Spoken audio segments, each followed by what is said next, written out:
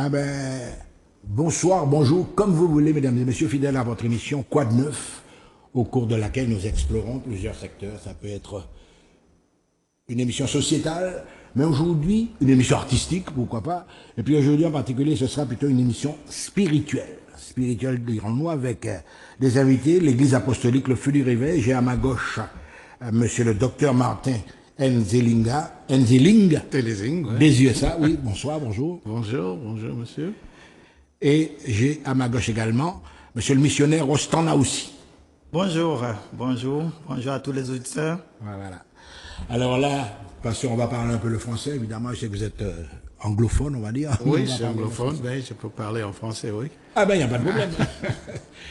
La thématique, donc, détruire la menace de l'occultisme et de la sorcellerie sur les destinées, communautés individuelles, etc. Oui. Donc, c'est une thématique qui me touche énormément, étant donné que c'est inscrit également dans nos mœurs, dans nos gènes, cette histoire de sorcellerie, de quimbois, etc., de croyances.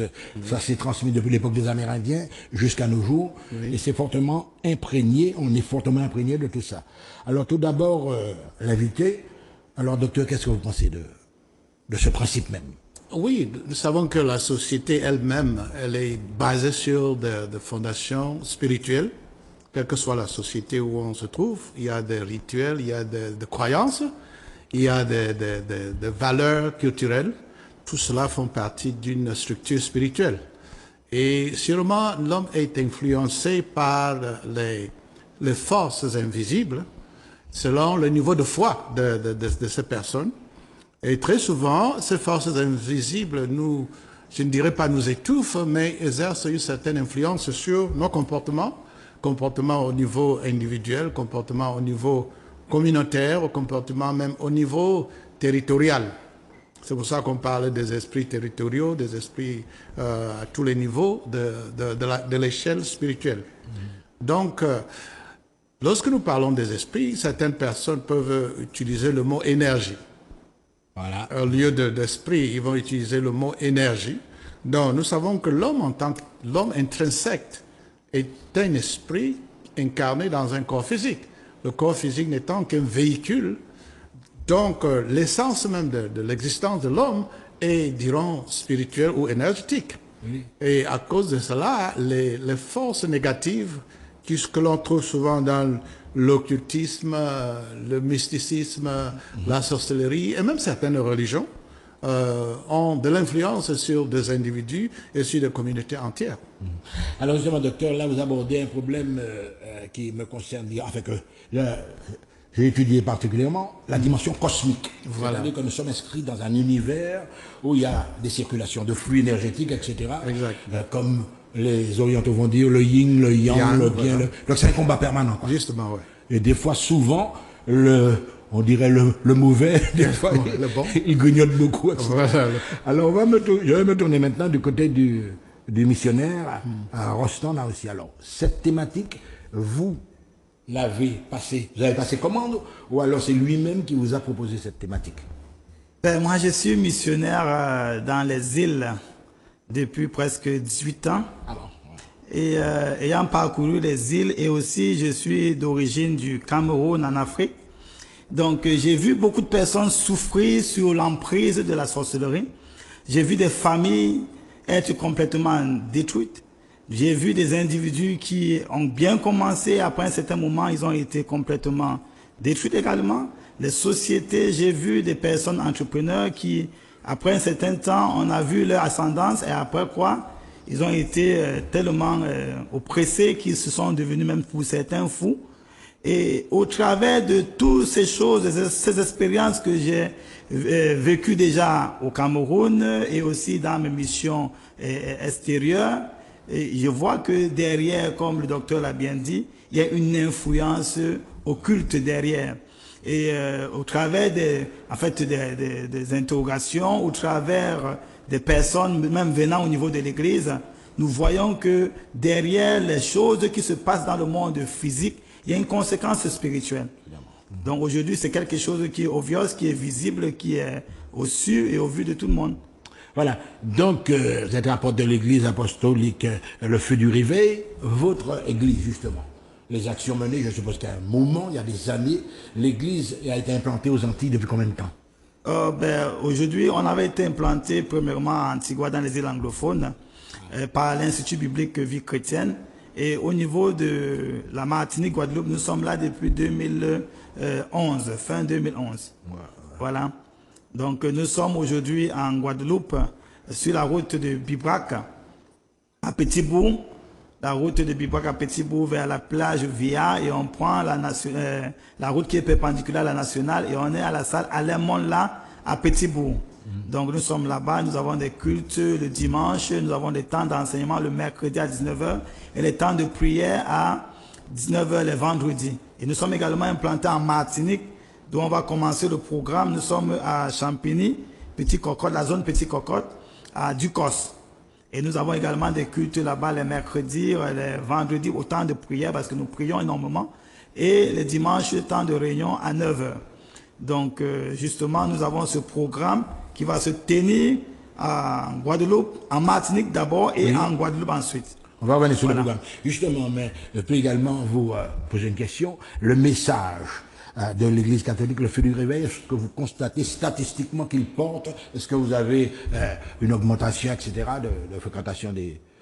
Nous avons surtout des personnes qui... nous sommes l'Église évangélique, nous sommes l'Église apostolique, et nous avons beaucoup de personnes qui viennent présenter leurs problèmes, en fait nous présenter leur situation. Nous prions énormément pour des personnes et surtout on les enseigne aussi à prendre des responsabilités de leur propre destinée.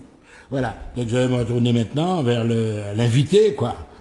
Oui. Alors, à partir de ce qu'il vient de dire, justement, est-ce que vous-même, vous avez bien évidemment circulé à travers toutes ces... à plusieurs villes aux États-Unis, certainement, etc. Est-ce qu'il y a un mal-être, un malaise dans cette société actuelle? Oui, déjà, bon, je suis ministre de la parole de Dieu aussi, donc j'ai touché beaucoup de personnes, et j'ai vécu dans des milieux surtout où de plus en plus on parle de l'occultisme, on parle des sectes, on parle de l'influence de Hollywood sur la vie des gens, parce que je vis à Los Angeles. Donc, la notion d'occultisme et de sorcellerie n'est plus quelque chose qui est caché. Et donc, nous avons observé beaucoup de possessions et de personnes influencées par les démoniques. Beaucoup d'ailleurs. Et très souvent, ce qui se passe maintenant, c'est que le domaine de la psychologie et de la psychiatrie classe ça dans le domaine médical. Donc, parce qu'ils n'ont pas une bonne compréhension de ce qui, au fait, influence les gens à changer de mœurs et à être influencés par les forces maléfiques que nous observons aujourd'hui. Et le résultat, il y a recrudescence de crimes, de suicides, de dépressions, ça n'affecte pas bien la société. Notre objectif, c'est juste... Allez-y. Alors justement, à travers tout ce que vous me dites, on sent le malaise, il est là, il n'y a pas de problème, comme on dit, le mal, il est dé. Mais justement, dans la religion catholique, vous pouvez prendre ça comme référence, on parle d'exorcisme. Oui. Est-ce que dans votre cas, vous avez eu l'occasion de pratiquer? Nous avons eu à exorciser, bien avant, on a eu à exorciser, mais pas avec les rituels catholiques. Ah oui, c'est... Parce que là, nous avons, vous connaissez la hiérarchie spirituelle, c'est comme une armée.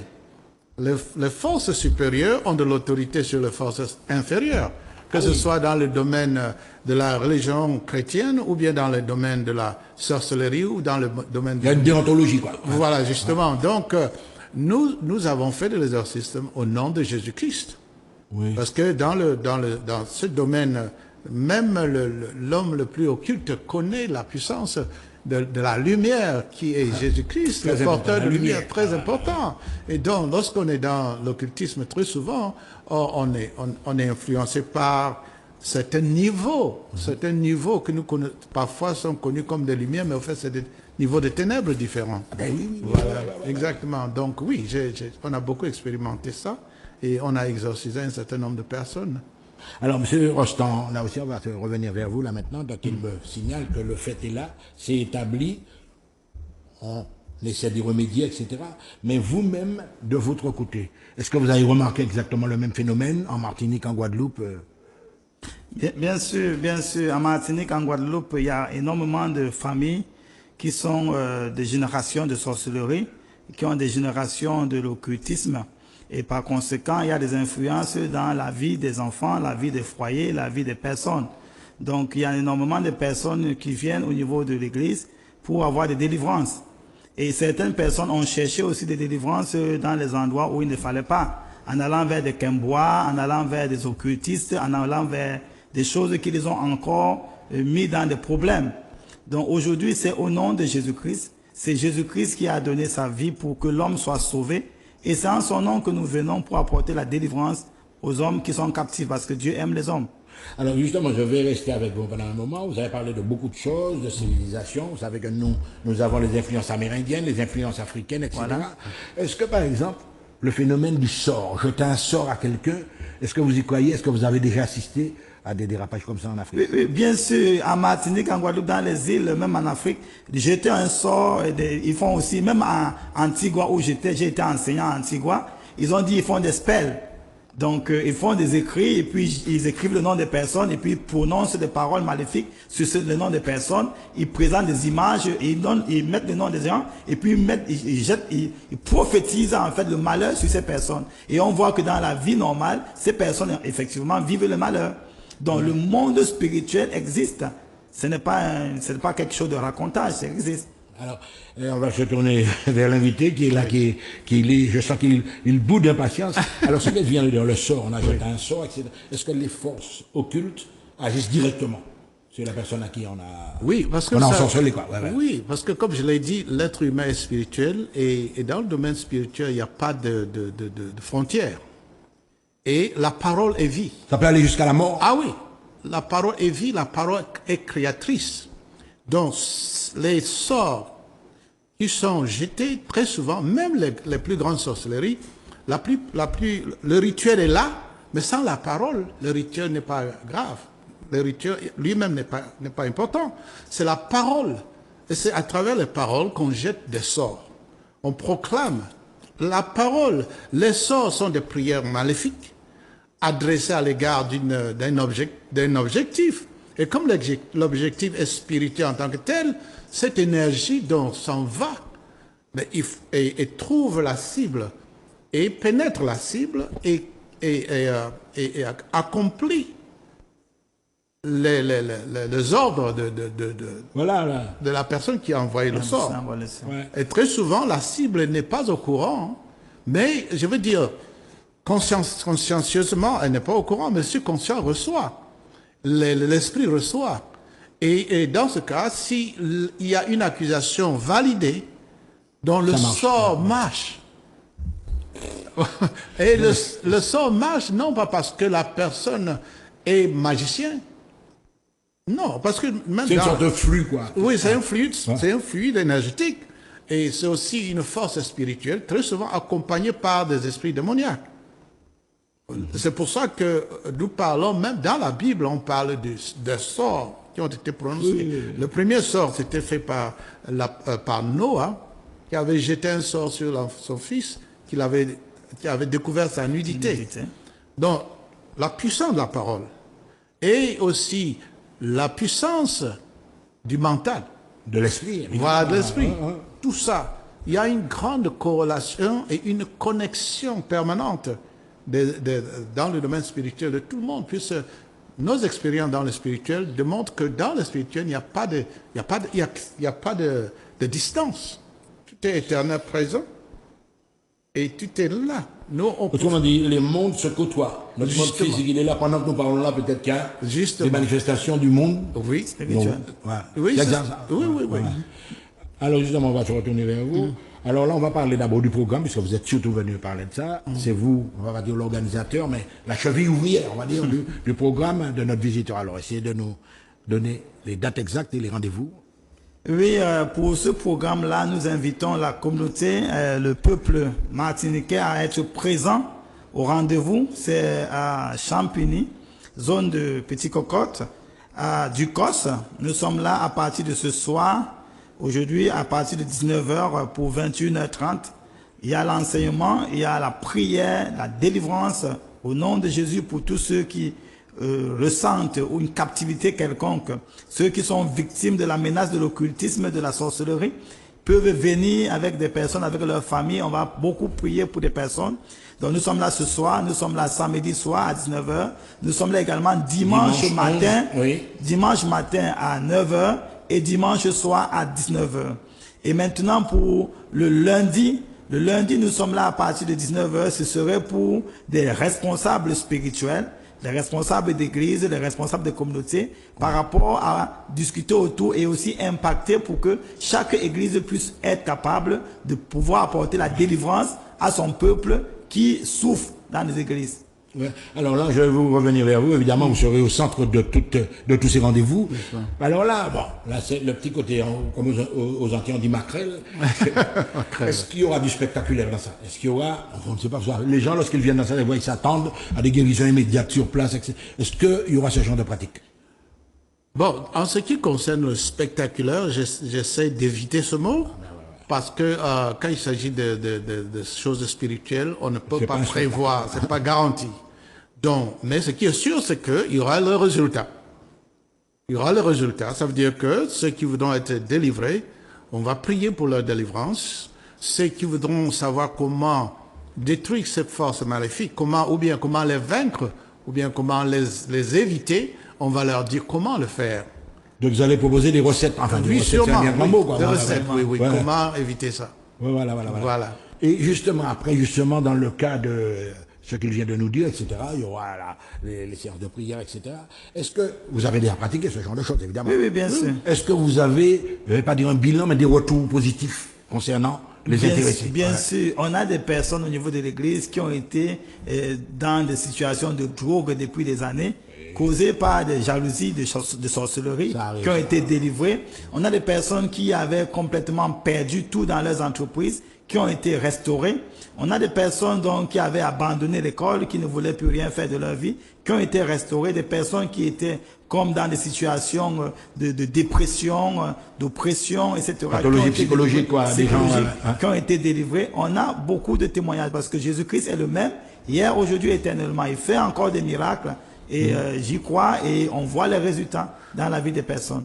Alors évidemment, souvent dans ce domaine-là, etc., dans le domaine des églises, des confessions, etc., la question c'est pour vous, est-ce qu'on n'assiste pas des fois à une espèce de compétition entre les églises?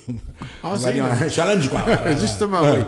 C'est inévitable parce que les églises, ce sont les institutions humaines. Donc, les gens gèrent leurs églises selon leur propre vision de ce que c'est qu'une église ou de ce que c'est qu'une théologie ou bien une doctrine. Sûrement, il y a des compétitions, mais c'est dommage que ce soit ainsi. Parce que l'église réelle, c'est l'église de Jésus-Christ. Et donc, les gens ne devraient pas perdre la concurrence, justement.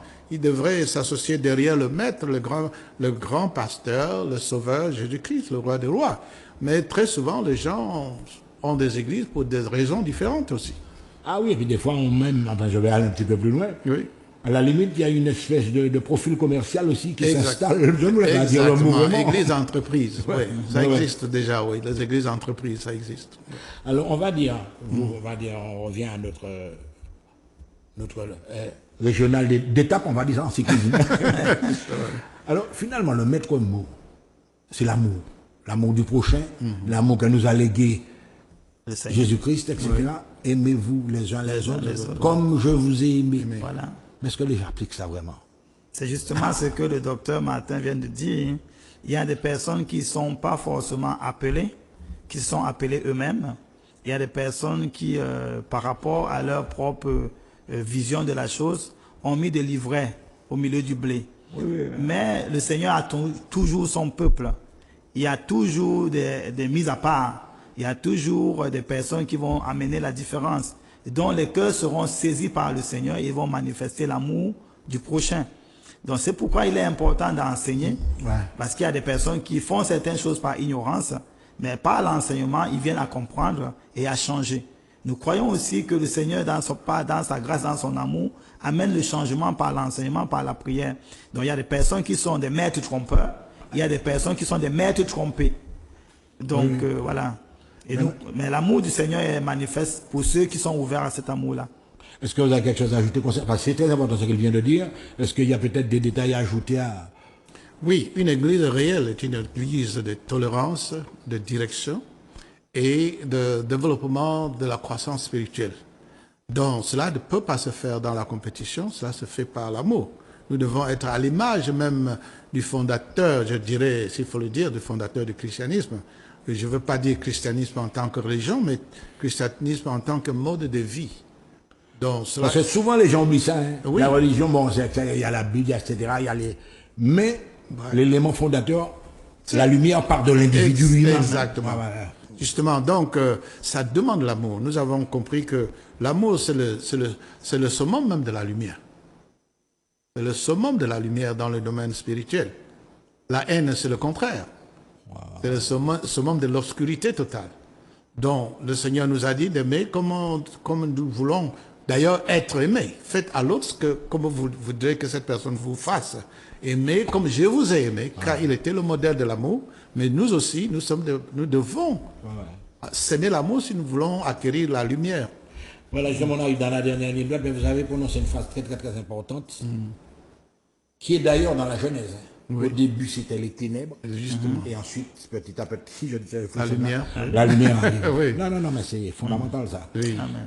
Alors, le message, pour les manifestations que vous avez, je laisse à l'organisateur de le redire encore. On va remettre peut-être les flyers à l'écran, là. Ouais, allez. Voilà, donc, nous avons ce thème-là, détruire la menace de l'occultisme et de la sorcellerie sur les destinées communautaires et individuelles.